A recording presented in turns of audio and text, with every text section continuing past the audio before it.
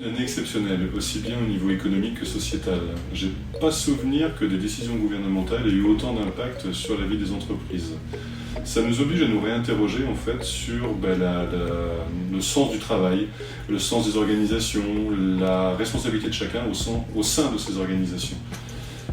Mais il est compliqué de prendre du recul face à des événements exceptionnels. Il faut accepter de travailler dans l'incertitude, il faut accepter de se tromper aussi. Et il faut travailler la résilience en pariant sur le capital humain. Les sanitaires nous imposent une distanciation aussi bien interne qu'externe. L'impact est que tout ne peut plus se traiter dans l'instantanéité. Il faut maintenant, au niveau des organisations, conjuguer agilité et réactivité sans forcément avoir d'instantanéité dans la relation. Les organisations ont changé, ont évolué. L'interaction entre chacun, entre les collaborateurs, l'interaction également entre les collaborateurs et l'écosystème, les clients, les fournisseurs, ne sont plus les mêmes.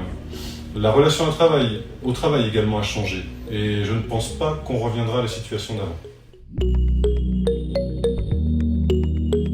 Il faut tout d'abord travailler le passage de la donnée à l'information.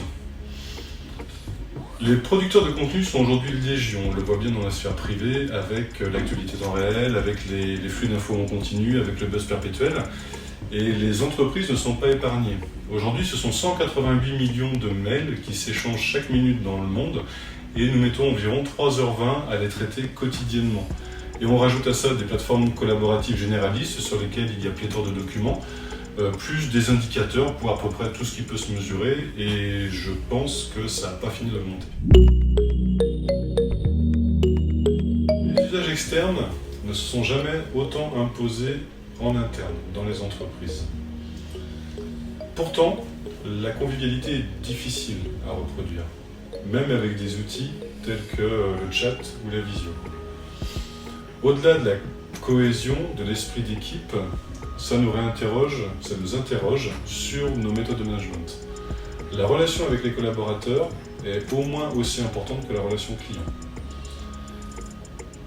Il faut donc revoir nos réflexes, sans doute nos formations, et au-delà de ça, avoir une réflexion sur les outils. Les termes professionnels tels que automatiser, sécuriser, archiver doivent se marier avec les outils personnels. Comme le cas WhatsApp nous l'apprend, les utilisateurs, les particuliers, sont de plus en plus sensibles à l'utilisation de leurs données personnelles. Il en va de même pour les entreprises, ou il doit en aller de même pour les entreprises. On n'a jamais eu autant de profils de communication dans les entreprises, et il y en aura sans doute d'autres. Et il faudra les adresser tous. On se rend compte que les usages sont multiples en fonction des générations, des organisations, de la culture dans les entreprises. Les outils seront plus évolutifs, plus automatiques aussi, sans doute avec de l'intelligence artificielle. Les outils seront certainement plus intuitifs pour s'adapter aux nouveaux usages, plus communicants aussi pour s'intégrer dans les écosystèmes. Il va donc falloir être à l'écoute de son marché, mais aussi de ses collaborateurs, de ses pairs. Il va falloir être agile.